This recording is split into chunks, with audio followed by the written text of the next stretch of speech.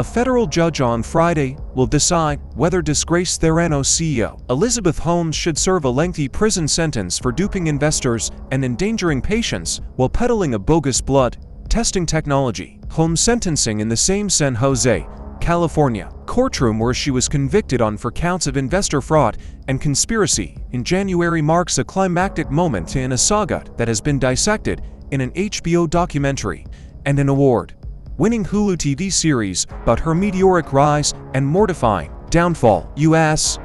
District Judge Edward Davila will take center stage as he weighs the federal government's recommendation to send Holmes, 38, to federal prison for 15 years. That's slightly less than the maximum sentence of 20 years she could face, but far longer than her legal team's attempt to limit her incarceration to no more than 18 months, preferably served in home confinement. Her lawyers have argued that Holmes deserves more lenient treatment as a well-meaning entrepreneur who is now a devoted mother with another child on the way. Prosecutors also want Holmes to pay $800 million in restitution.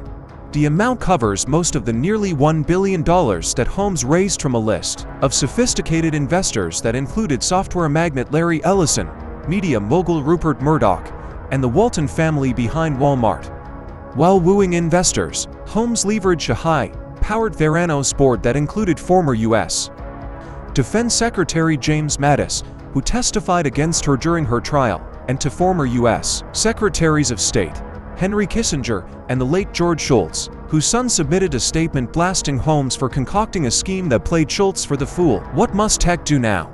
The tech bubble has burst, experts say, but you might be able to pick up some discounts. Davila's judgment and Holmes' reporting date for a potential stint in prison could be affected by the former entrepreneur's second pregnancy in 2 years.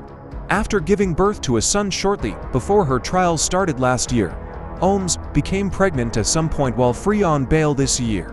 Although her lawyers didn't mention the pregnancy in a 82-page memo submitted to Davila last week, the pregnancy was confirmed in a letter from her current partner, William "Billy" Evans, that urged the judge to be merciful. In that 12-page letter, which included pictures of Holmes doting on their 1-year-old son, Evans mentioned that Holmes participated in a Golden Gate Bridge swimming event earlier this year while pregnant. He also noted Holmes suffered through a case of COVID in August while pregnant.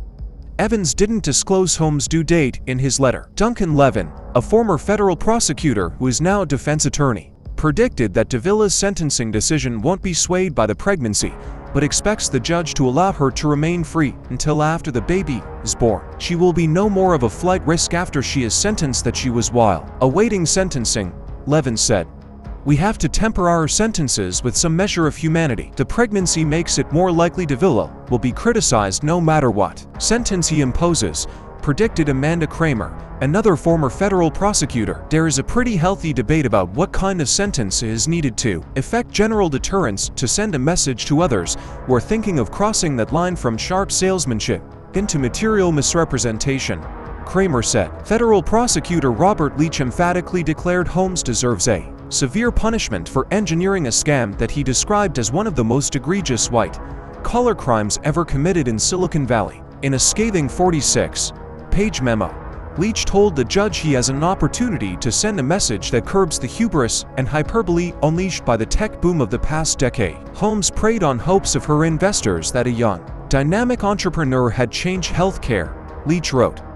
And through her deceit, she attained spectacular fame, adoration, and billions of dollars of wealth. Even though Holmes was acquitted by a jury on 4 counts of fraud and conspiracy tied to patients who took Theranos blood tests, Leach also asked Davila to factor in the health threats posed by Holmes' conduct. Holmes' lawyer Kevin Downey painted her as a selfless visionary who spent 14 years of her life trying to revolutionize healthcare with a technology that was supposed to be able to scan for hundreds of diseases and other ailments with just a few drops of blood. Although evidence submitted during her trial showed the tests produced wildly unreliable results that could have steered patients in the wrong direction, her lawyers asserted Holmes never stopped trying to perfect the technology until Theranos collapsed in 2018. They also pointed out that Holmes never sold any of her Theranos shares, a stake valued at $5 billion in 2014, when Holmes was being hailed as the next Steve Jobs on the covers of business magazines.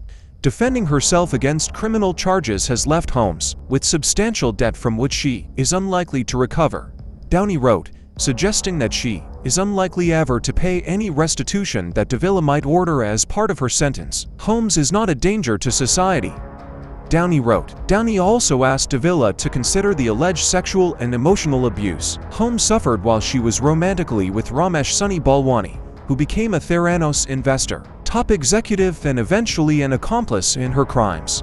Balwani, 57, is scheduled to be sentenced Dec. 7 after being convicted in a July trial on 12 counts of fraud and conspiracy.